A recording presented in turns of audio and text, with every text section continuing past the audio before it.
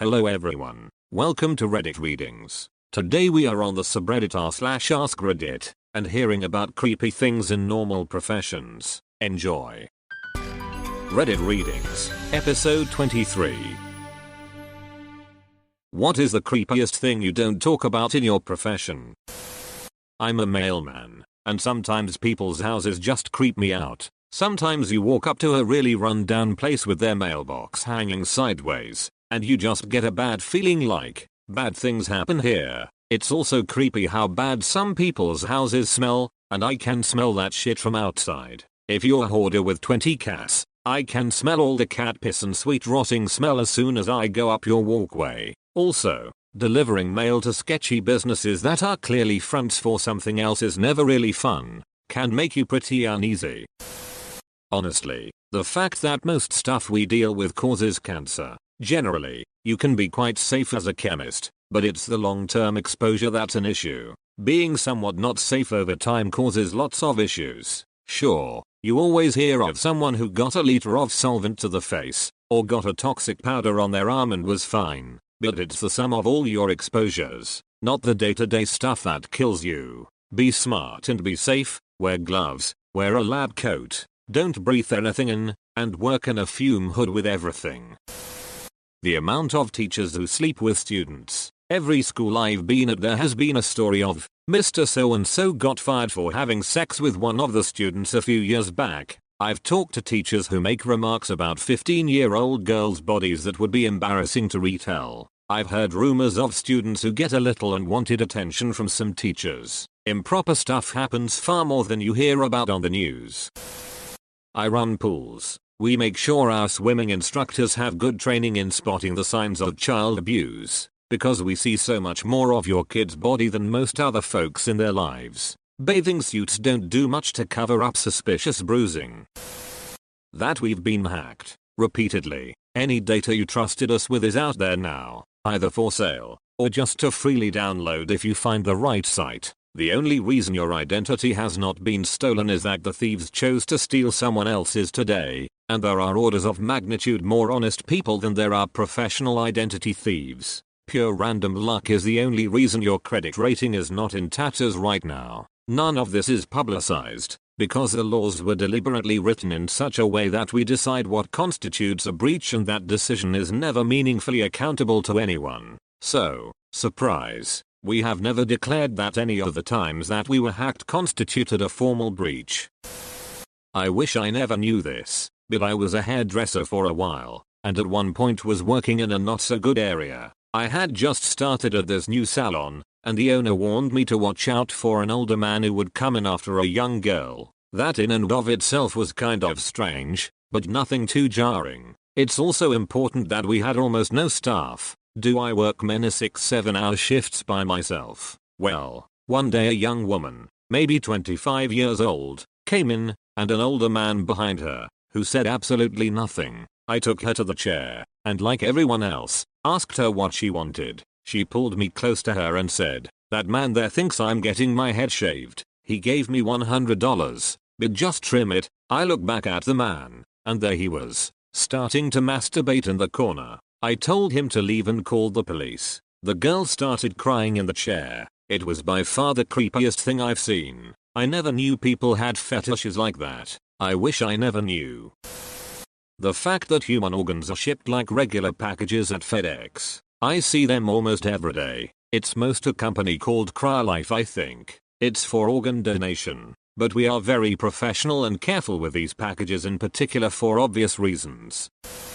The amount of dead bodies you have to deal with / walk in on. Property management for 5 communities with 2,400 people. 95% college students, 60% of those in high stress, high octane majors. I've walked into 4 suicides in 5 months, and these have been people I've gotten to know, toured, worked with to cater to interests. I couldn't imagine it was going to be like this, but I probably should have. I don't know how to fix any of it, but it makes for a hard time now and again.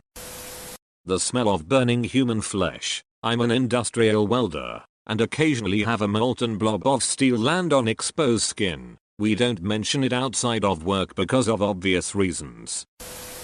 Patients' perception of their doctors is almost entirely based on our people's skills and communication, but this does not correlate very well to the quality of our medical decision making. The reality is that there is a huge range within the medical community as far as motivation to learn and improve, being up to date with the latest research, etc. And sometimes friendly doctors are terrible decision makers. Likewise, some have no people skills to speak of, but are some of the smartest and hardest working people on the planet. The best way to assess your doctor's decision making is to go off the recommendations of other doctors, but even that is not 100% reliable because a lot of us are hesitant to publicly criticize our colleagues.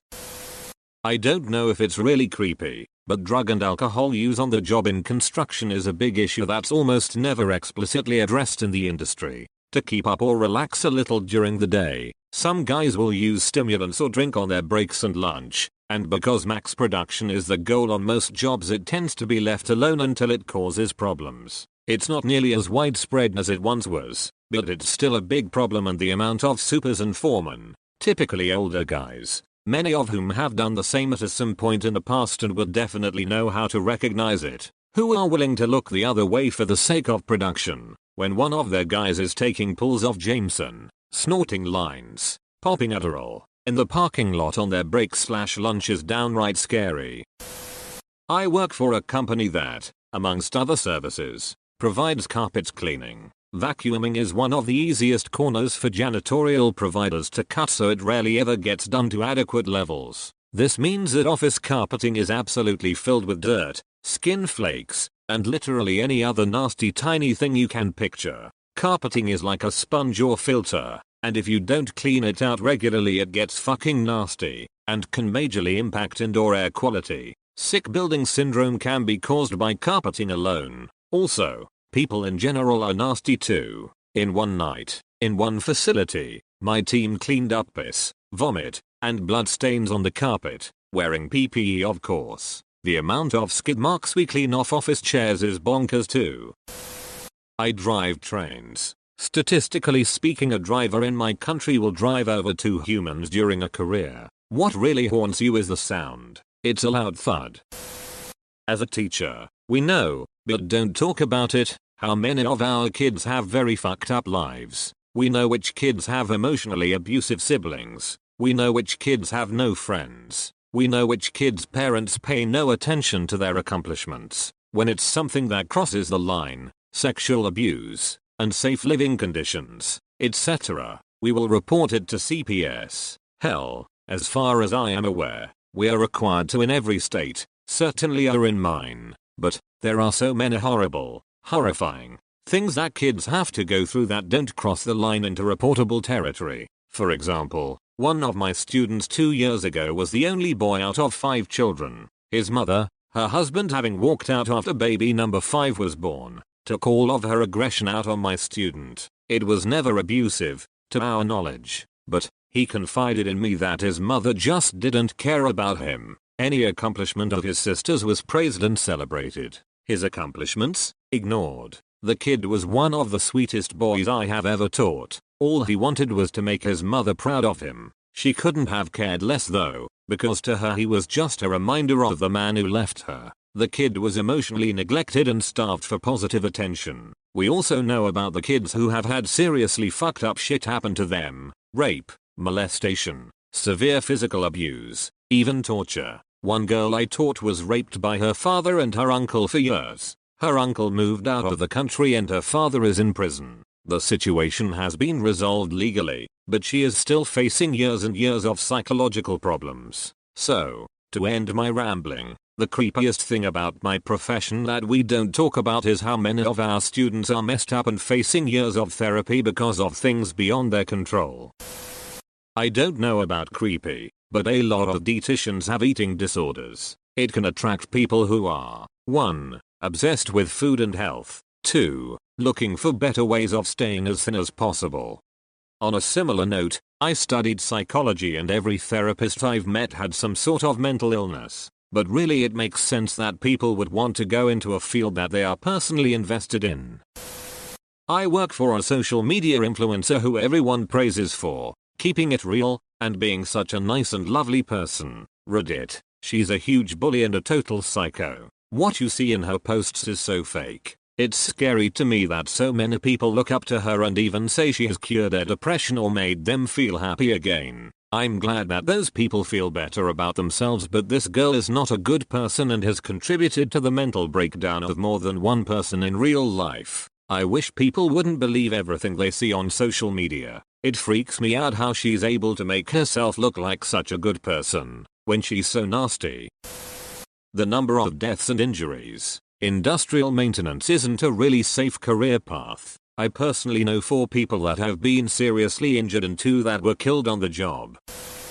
The amount of suicide among doctors. Physicians have among the highest rates of suicide worldwide, but I didn't understand how significant it was until I was in the field. I assumed it wasn't a big issue. The career seemed great with prestige, high job security and income, and it is great, but I didn't know about working 60 days in a row, operating after being awake for 72 hours on call, cutthroat competition and training bottlenecks, the constant expectation and pressure to be the best and know it all from seniors and patients alike, the harassment and bullying from colleges that eat their young. Now that I'm working in hospital networks, I don't go more than a couple of months without hearing about another doctor who attempted or committed suicide. There is more open discussion about the crisis, but most remains unspoken. Many doctors in my country won't disclose or seek help for their mental health problems out of fear they'll be reported and have restrictions on their license. And if you are taken to hospital for the suicide attempt,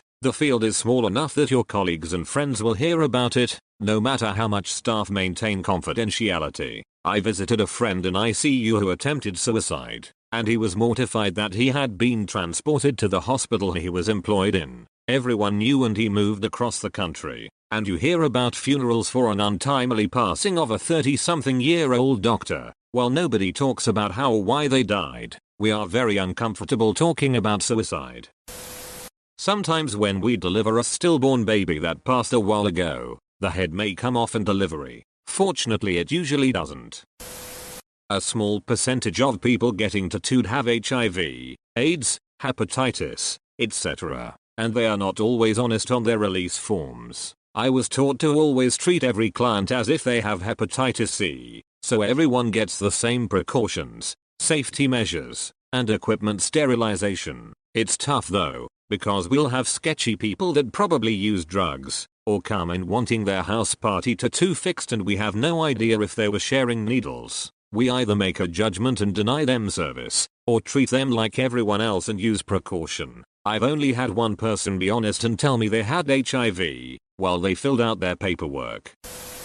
I work in TV news, and some viewers can be very creepy. People subconsciously feel like they know us, because they see us every day, in their homes. Some of the mail my co-workers receive is so questionable. Like one guy, a well-known and beloved weatherman, regularly gets postcards from the same dude that hates him and berates him. Another guy acts as if he actually knows one of our weekend anchors, in his letters talking about how they used to go to various concerts together. Nope. Once I opened a package with all these random objects, band-aids, Lay's, a pair of socks, conversation hearts, and 5 valentines each detailing how the person would storm the building. Once I did a story vaguely related to vaping and within minutes a guy tracked down my personal Facebook and sent me 3 videos cussing me out and a long rant about how I was a pissant whore and a fucking moron.